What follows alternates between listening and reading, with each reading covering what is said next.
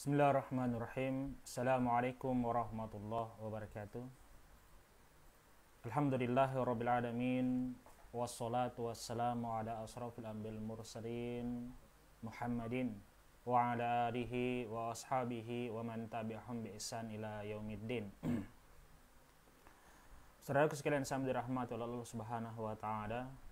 Alhamdulillah, kembali kita menyatakan kesyukuran kita kehadirat Allah Subhanahu wa taala. Allah yang telah memberikan kita begitu banyak nikmatnya. Allah yang telah memberikan kita petunjuknya yang menguatkan iman dan Islam kita hingga detik ini. Tentu ini semua adalah kebaikan bagi seorang hamba ketika Allah Subhanahu wa taala menguatkan iman dan Islam pada dirinya. Dan kita ingin, saudaraku sekalian, iman dan Islam ini ada dan kuat, kokoh, kita istiqomah di atasnya hingga kita menemui Allah Subhanahu wa taala dalam keadaan iman dan Islam. Salawat dan salam juga tak lupa kita kirimkan kepada baginda Rasulullah sallallahu alaihi wasallam, nabi yang mulia yang mencintai umat ini, yang kesibukannya tidak lain adalah untuk kepentingan umat ini. Nabi yang tidak perlu lagi ditawar cintanya, kasih sayangnya ya kepada umat ini.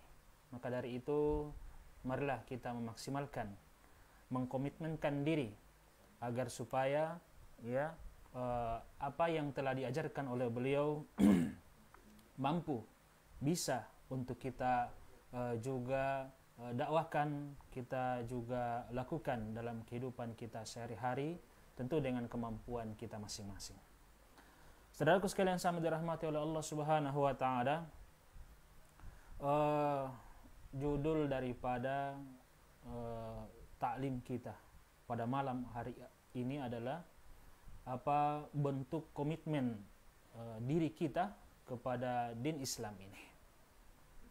Tentu kita dalam beragama Islam ini tidak hanya menjadi pengikut saja, ya, tidak hanya menjadi orang-orang yang berada di belakang mimbar, ya, berada di belakang layar, ya, namun kita ingin menjadi orang-orang yang komitmen dengan din Islam ini. Maka dari itu dalam kesempatan kali ini ada beberapa hal yang penting dan perlu untuk sebuah komitmen diri kita kepada din Islam ini dari bentuk-bentuknya. Yang pertama, saudaraku sekalian sama dirahmati oleh Allah Subhanahu wa taala, adalah saya harus mengislamkan akidah saya. Ini bentuk yang pertama tentang komitmen diri kita ya dalam Islam ini, yaitu kita harus mengislamkan akidah diri kita. Ya. Karena ya para nabi dan para rasul ketika diutus oleh Allah Subhanahu wa taala untuk ya membersihkan ya diri mereka dari bentuk-bentuk peribadatan, keyakinan kepada selain Allah Subhanahu wa taala menuju ya keyakinan kepada Allah Subhanahu wa taala. Maka membersihkan hati kita dari segala bentuk keyakinan menyimpang dan mengokohkan diri kita pada keyakinan yang hanya bersumber dari Al-Quran dan Sunnah merupakan kewajiban bagi setiap kita. Kenapa? Karena kita ingin ya terbebas dari ya beragam macam penyimpangan-penyimpangan itu. Maka ini kita komitmenkan diri kita untuk ya berusaha memaksimalkan diri keluar dari zona-zona kesirikan itu. Ya. Dan kita tahu ketika kita ya mengatakan beriman kepada Allah Subhanahu wa taala, ya kita juga harus mengimani yang lain. Ya, seperti yang diungkapkan oleh Nabi kita Muhammad sallallahu alaihi wasallam, ya, al-iman an tu'minu billah. Iman itu adalah beriman kepada Allah Subhanahu wa taala wa malaikatihi. Ya. Kemudian kepada para malaikatnya. Ya, tentu ketika kita ya mengatakan beriman kepada Allah Subhanahu wa taala, kita harus tahu bagaimana cara beriman kepada Allah Subhanahu wa taala. Ya, tidak hanya mengatakan ya amantu billah, saya beriman kepada Allah Subhanahu wa taala sebagaimana orang-orang terdahulu yang hanya mengatakan bahwasannya dia beriman kepada Allah Subhanahu wa taala, sementara pembuktian keimanan itu ya jauh dari ya kata iman itu sendiri. Maka dari itu kita penting untuk mengetahui bagaimana cara kita beriman kepada Allah Subhanahu wa taala. Maka dari itu Nabi sallallahu alaihi wasallam ya mengajarkan ya banyak hal bagaimana cara kita beriman kepada Allah Subhanahu wa taala. Wa malaikatihi, kepada para malaikatnya, ya. Malaikat Allah Subhanahu wa taala yang jumlahnya tidak bisa kita hitung. Ya. Begitu banyak malaikat Allah Subhanahu wa taala, bagaimana cara kita beriman kepada ya malaikat-malaikat Allah Subhanahu wa taala juga ada diajarkan oleh Nabi kita Muhammad sallallahu alaihi wasallam. Ya. Diajarkan oleh Nabi kita Muhammad sallallahu alaihi wasallam. Ya, tidak kita hanya mengimaninya saja, tapi ada cara-caranya. Ada praktek-praktek keimanan itu yang telah dituntunkan oleh Nabi kita, Nabiullah Muhammad sallallahu alaihi wasallam. Wa kutubihi, begitu juga kepada kitab-kitab Allah Subhanahu wa taala. Ya, kitab-kitab Allah bagaimana caranya? Sudah ada juga. Ya, maka dari itu kita penting untuk mempelajarinya ya dalam kehidupan ini untuk mengislamkan keyakinan kita kepada Allah Subhanahu wa taala. Dia bukan hanya bentuk keyakinan saja yang ketika hadir bahwa kita beriman kepada Allah kemudian selesai, tidak.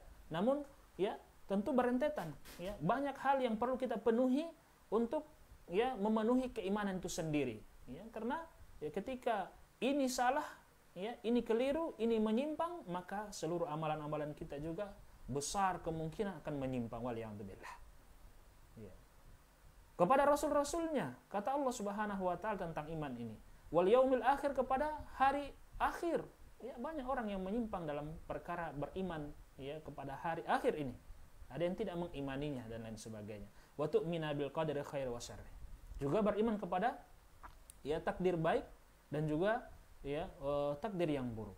Ini ya 6 arkanul iman ini yang tentu kita ingin mempelajari untuk membersihkan diri kita ya agar supaya akidah kita ini betul-betul Islam, ya, betul-betul sesuai dengan tuntunan Rasulullah sallallahu alaihi wasallam.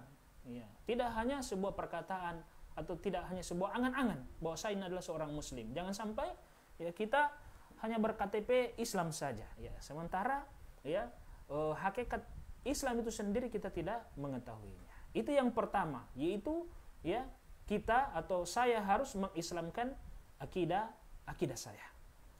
Ya. Bentuk yang kedua, saudaraku sekalian yang sama dirahmati oleh Allah Subhanahu wa taala, adalah ya saya harus mengislamkan ibadah saya. Ya. Jadi setelah tadi keyakinan kita kepada Allah Subhanahu wa taala kita islamkan benar-benar akidah kita hanya bersumber pada Al-Quran dan As-Sunnah, maka ibadah kita juga kita harus islamkan. Ya, bagaimana cara? Ya, yaitu melihat ya Nabi SAW beribadah kepada Allah Subhanahu wa taala. Dan sekarang kita tidak hidup bersama dengan beliau, ya, namun kita hidup bersama dengan hadis-hadis beliau, sunnah-sunnah beliau, ya, sehingga ya, ilmu berkaitan dengan bagaimana cara kita beribadah kepada Allah Subhanahu wa taala telah diajarkan oleh baginda Rasulullah SAW. Ya, sehingga Nabi SAW ya atau para ulama kita menyebutkan bahwasannya syarat diterimanya ibadah itu ya ada 2 hal yang perlu dipenuhi. Yang pertama adalah ittiba Rasul, mengikuti contoh daripada Rasulullah SAW. Karena kita tidak akan dianggap beribadah kepada Allah ketika kita tidak mengikuti contoh daripada Rasulullah SAW. Karena beliau yang paling tahu berkaitan dengan ibadah ini. Maka kita harus mencontoh beliau dalam beribadah. Tidak boleh ya keluar daripada tata cara atau contoh yang telah dicontohkan oleh Nabi kita sallallahu alaihi wasallam. Atau kita ya mengatakan bahwa ini baik, tidak demikian ya. Namun ya yang penting adalah mengikuti contoh ini. Ya. Kata Nabi sallallahu alaihi wasallam, "Man 'amila 'amalan laisa 'alaihi amruna fahuwa raddun." Ya, barang siapa yang beramal, kata Nabi sallallahu alaihi wasallam, laisa 'alaihi amruna. Ya, tidak ada contoh dari kami, fahuwa raddun, maka dia tertolak. Ya, maka dia tertolak. Ya, sehingga banyak orang yang beribadah kepada Allah Subhanahu wa taala karena bentuk kecintaannya yang luar biasa sehingga membutakan mata batin dia bahwa harus ada contohnya. Ya, karena biasa ada orang beramal itu, saudara sekalian, ya, mereka itu karena cinta kepada Allah Subhanahu wa taala sehingga membuat amalan-amalan yang lain. Ya, padahal ini tidak dicontohkan, sehingga amalan-amalan walaupun penuh dengan kecintaan, penghayatan, bahkan khusyuk di dalamnya itu ketika dia bertentangan atau tidak pernah diajarkan oleh Nabi kita Muhammad SAW, maka dia tertolak. Ya, sehingga penting untuk kita islamkan ibadah kita kepada Allah ini. Ya. Maka caranya adalah mengikuti contoh Rasulullah SAW. Tidak ada yang lain. Ya. Karena kita tidak tahu bagaimana cara beribadah kepada Allah. Nabi lah yang tahu tentang hal itu. Ya, maka yang perlu dan penting untuk kita lakukan adalah mengikuti beliau saja. Ya, tidak usah jauh-jauh, ya, tidak usah keluar dari rel. Kita tinggal mengikuti. Itulah kita, ya, umat ini mengikuti jalan penuntun, yaitu Nabi kita Muhammad sallallahu alaihi wasallam. Syarat yang kedua, saudara sekalian, adalah ikhlas. Ya. Ibadah itu ketika dia sudah mencontoh Nabi Muhammad sallallahu alaihi wasallam, sudah sesuai dengan, ya, tuntunan, namun tidak dibarengi dengan keikhlasan, juga tidak akan berarti apa-apa. Iya, tidak akan berarti apa-apa. Karena ikhlas ini adalah merupakan perintah yang harus ada pada ibadah kita. Allah mengatakan, "Wa ma umiru illa liya'budun," ya, "Wa ma umiru illa liya'budullaha mukhlishina lahuddin." Bahwasannya dan tidaklah, ya, mereka itu diperintahkan untuk beribadah kepada Allah Subhanahu wa taala, ya, kecuali dengan mengikhlaskan peribadatan kepada Allah Subhanahu wa taala. Ini penting, ya. Ini penting. Betapapun dia mengikuti contoh, betapapun dia mengikuti sunnah, namun ketika di hatinya tidak ada keikhlasan atau ada tendensi keduniaan untuk supaya dia dapatkan ketika dia melaksanakan ibadah itu, ya, maka tidak akan diterima. Bahkan banyak ancaman-ancamannya. Ya, bahkan banyak ancaman-ancamannya, sebagaimana kisah, ya, 3 orang yang datang itu dikisahkan oleh Nabi kita Muhammad SAW dengan ibadah-ibadah yang hebat, ya, ibadah-ibadah yang luar biasa. Ada yang datang dengan jihadnya, dia mati di medan perang, dia mengatakan kepada Allah bahwasannya, "Ya Allah, saya mati, ya, di medan perang karena untukmu." Ya, dia ingin berbohong kepada Allah Subhanahu wa taala, padahal Allah tahu tentang apa yang terbetik dalam hatinya, apa yang dia tujuankan, ya, untuk melakukan jihad itu, dan dia mati di atasnya. Padahal ini adalah ibadah yang sangat mulia di hadapan Allah Subhanahu wa taala. Ya, Allah mengatakan, "Kadzabta, kamu pembohong." Ya, kamu itu beribadah, ya, kamu itu berjihad, ya, untuk supaya kamu dikatakan sebagai seorang pahlawan. Ya. Ternyata ada tendensi keduniaan di situ. Sebagai seorang pahlawan katanya. Ya, dia melakukan jihad itu dan dia sudah dapatkan di dunia, dia dielulukan sebagai seorang pahlawan, namun di akhirat dia tidak mendapatkan apa-apa. Sedikit pun dia tidak mendapatkan apa-apa karena dia tidak ikhlas. Tidak ada ikhlas di hati dia, ya, karena Allah Subhanahu wa taala. Walaupun ibadahnya sesuai dengan contoh Nabi kita Muhammad sallallahu alaihi wasallam, sehingga dia dimasukkan ke dalam neraka. Begitu juga dengan, ya, qori, pembaca Al-Quran. Begitu juga dengan seorang yang dermawan yang disebutkan oleh Nabi kita Muhammad SAW, datang kepada Allah dan Allah perlihatkan tentang keutamaan-keutamaan apa yang telah mereka lakukan itu, namun ternyata mereka itu melakukan ibadah itu tidak ikhlas karena Allah Subhanahu wa taala. Kita berlindung, ya, meminta perlindungan kepada Allah Subhanahu wa taala agar supaya kita terlindung, ya, dari perkara-perkara ketidakikhlasan ini dalam ibadah kepada Allah Subhanahu wa taala. Jangan sampai ibadah kita puluhan tahun di dunia ini yang kita berharap Allah balas nanti di akhirat ternyata haba'an mansura, seperti debu-debu yang berterbangan, dikarenakan, ya, kita melakukan ibadah itu ada tendensi keduniaan, tidak ikhlas karena Allah Subhanahu wa taala. Menjaga ibadah yang kita lakukan ini bukan 1-2 hari, 1-2 tahun, ya, 1-2 abad, ya, tidak. Tapi kita menjaga ibadah ketika kita sudah melakukannya, mulai dari ibadah itu kita laksanakan sampai kita menutup mata. Sampai kita menutup mata. Menjaganya sangat berat. Untuk melakukannya mungkin semua orang bisa. Gampang untuk melaksanakannya. Namun menjaga agar supaya ibadah itu tetap ikhlas karena Allah Subhanahu wa taala, ini sangat sulit. Ya, sangat sulit. Karena mengikhlaskan ibadah itu balasannya, ya, sangat besar dari Allah Subhanahu wa ta'ala. Jadi 2 hal ini kita harus mengislamkan ibadah kita ya mengikuti contoh Nabi kita Muhammad SAW, kemudian kita ikhlaskan karena Allah Subhanahu wa taala. Saudaraku sekalian sama dirahmati oleh Allah Subhanahu wa taala. Yang berikutnya adalah ya, saya harus mengislamkan akhlak diri saya. Ya, ini bentuk daripada komitmen kita dalam berislam. Ya, setiap kita harus mengislamkan akhlak kita. Karena akhlak itu adalah merupakan tujuan yang diberikan oleh Allah Subhanahu wa taala dengan diutusnya Nabi kita Muhammad sallallahu alaihi wasallam. Kata Nabi kita Muhammad sallallahu alaihi wasallam, "Innama bu'istu liutammima shalihul akhlak." Bahwasannya aku ini sesungguhnya diutus ya di permukaan bumi ini liutammima shalihul akhlak, untuk menyempurnakan ya akhlak, menyempurnakan akhlak manusia. Akhlak kepada Allah Subhanahu wa taala, bagaimana dia beribadah kepada Allah, akhlak kepada sesama manusia, sesama makhluk Allah Subhanahu wa taala yang lain, semuanya itu ya diajarkan oleh Nabi kita Muhammad sallallahu alaihi wasallam. Dan Nabiullah adalah manusia yang sempurna akhlaknya. Ya, sempurna kepribadiannya. Ya. Ini yang ada pada beliau. Ya, maka kita bangga dengan beliau yang Allah utus dengan memberikan contoh ya yang sempurna kepada manusia umumnya dan khususnya kepada umat ini.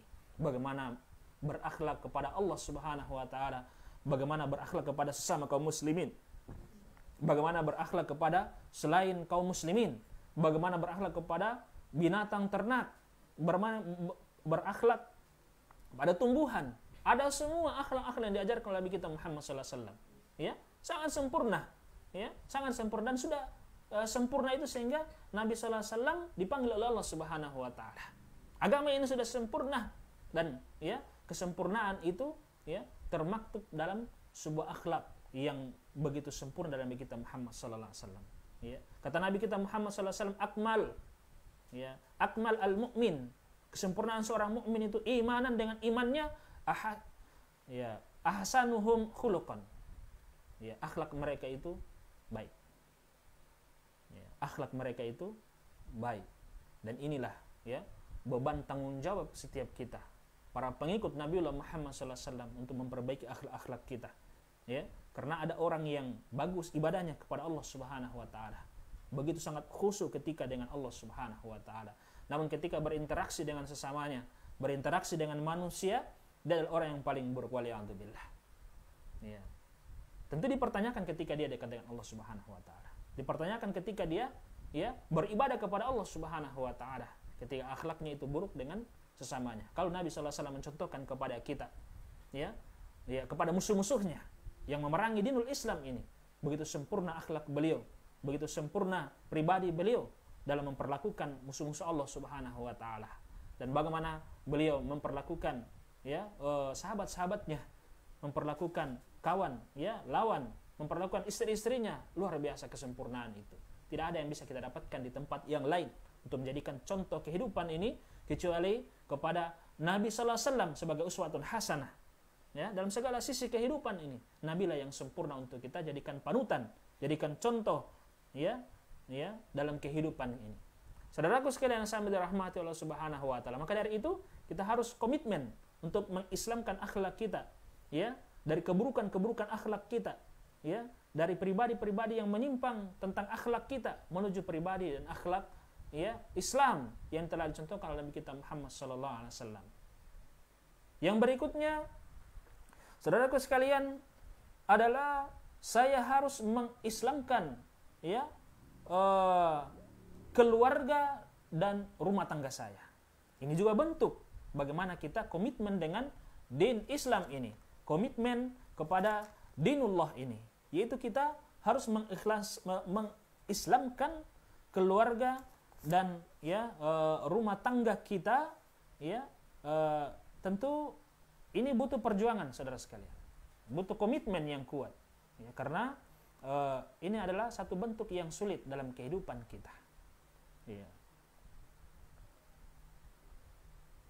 Di antara yang perlu kita perhatikan dalam ya komitmen yang satu ini adalah ya, yang pertama adalah bagaimana tanggung jawab kita ya sebelum pernikahan.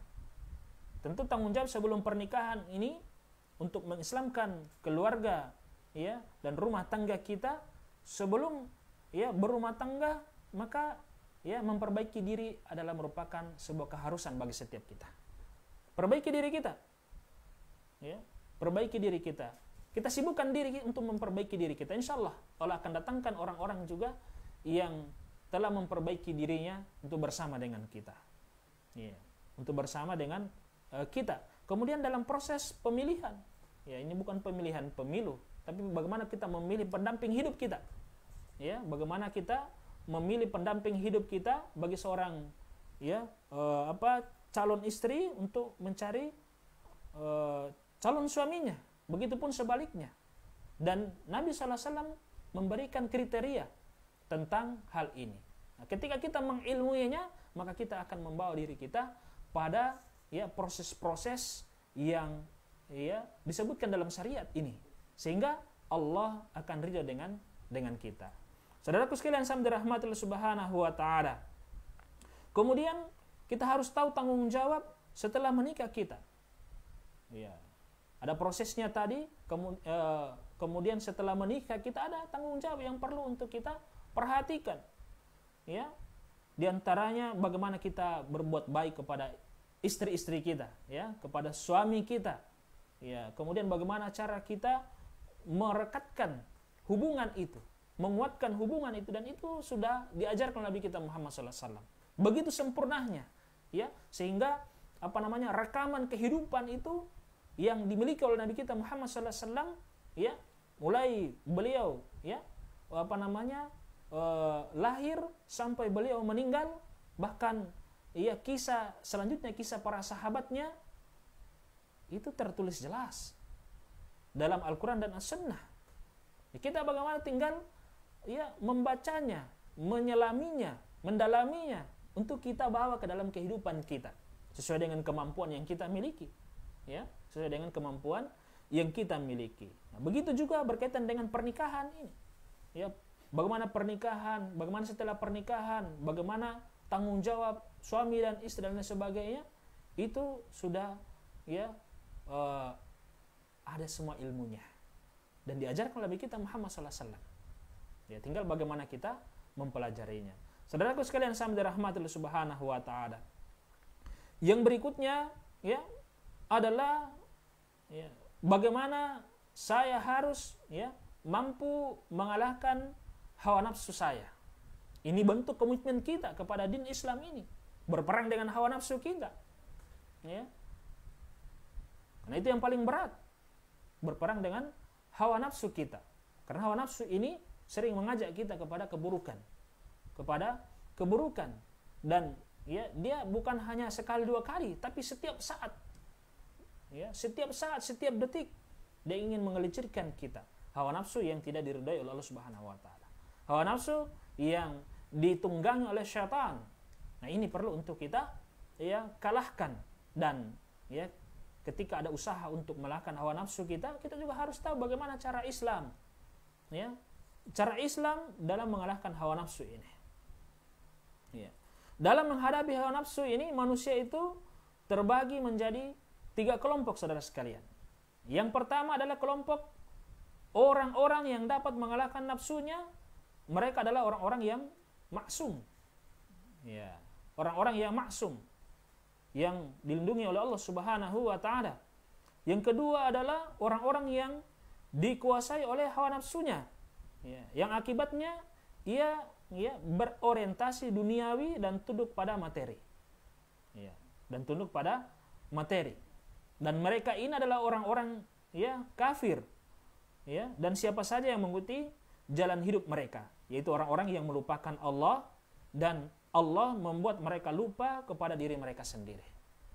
Yang ketiga, saudara sekalian, adalah kelompok orang-orang yang selalu berusaha keras mengontrol diri dan melawan hawa nafsunya. Terkadang mereka menang, namun terkadang juga mereka terkalahkan.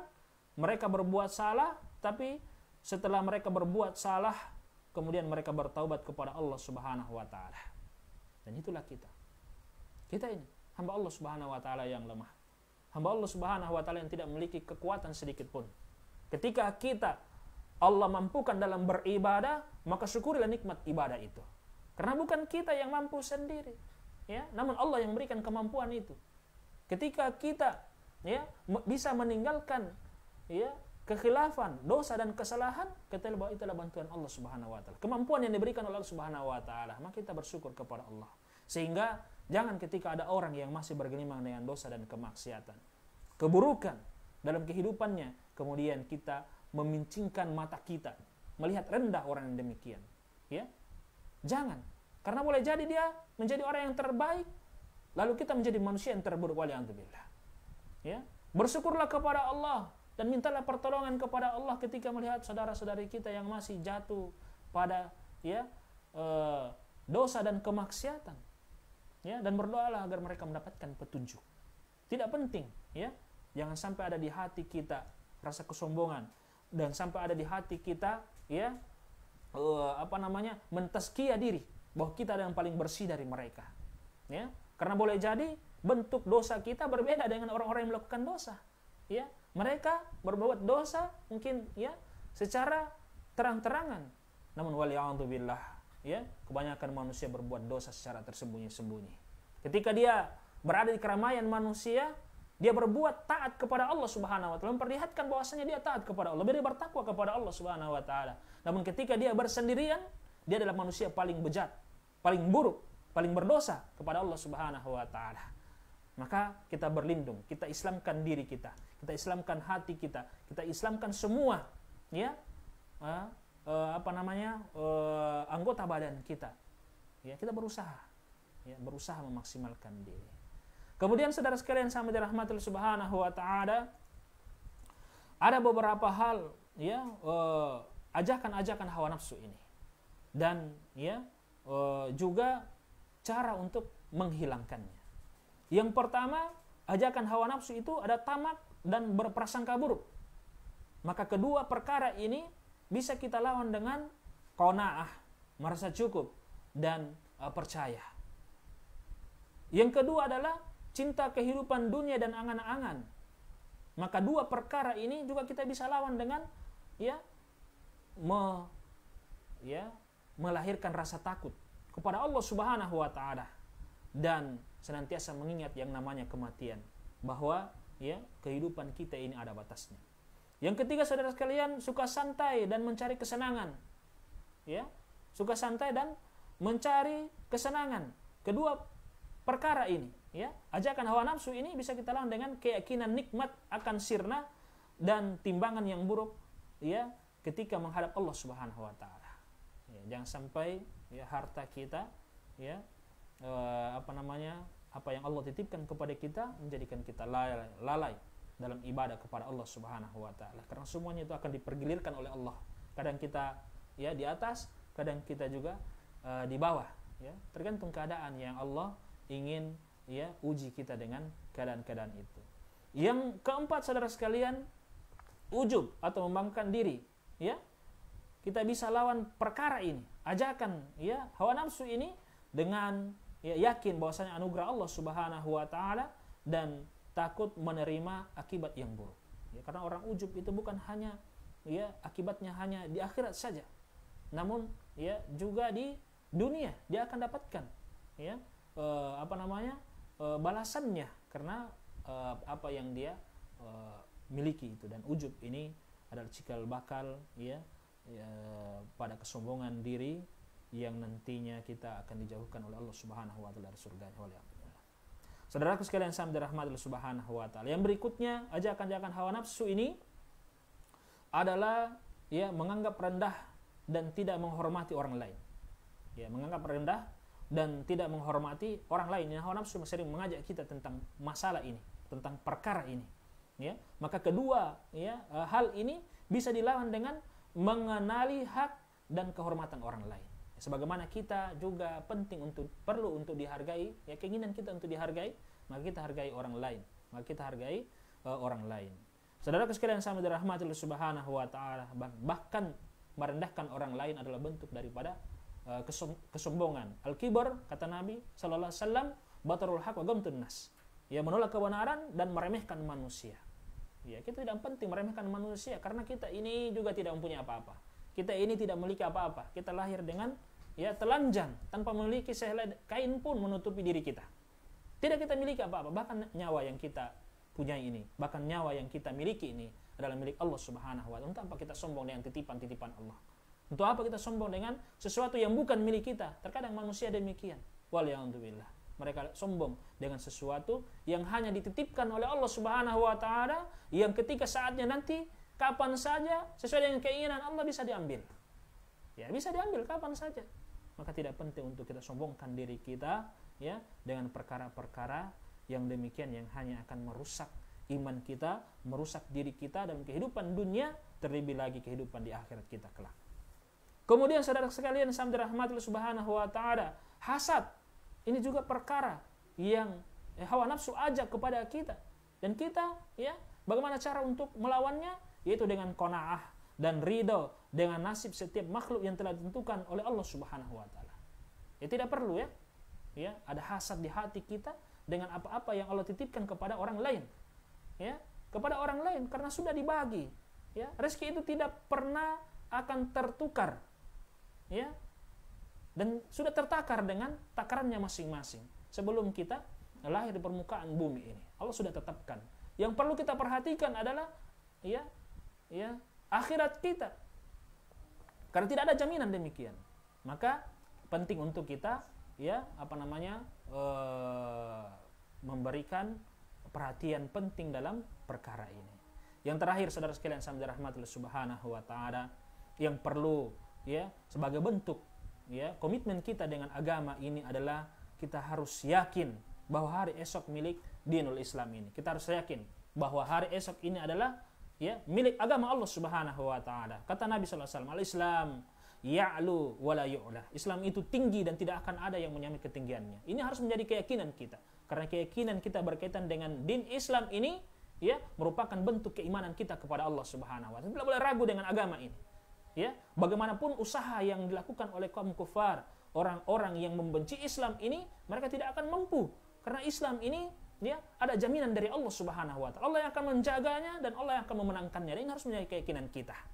Kata Allah Subhanahu wa taala, "Inna dina 'indallahi Islam." Sungguhnya agama yang dimuliakan, yang diridai Allah Subhanahu wa taala adalah din Islam ini. Maka ini keyakinan kita bahwa Islam ini adalah agama yang sempurna. Kata Allah, "Wa may yabtaghi ghairal islami dinan fala yuqbalu minhu wa huwa fil akhirati minal khasirin." Barang siapa yang mencari selain agama Islam, mencari agama Islam, fala yuqbalu minha, maka dia akan tertolak. Wa huwa fil akhirati minal khasirin. Dan dia di akhirat termasuk orang-orang yang merugi.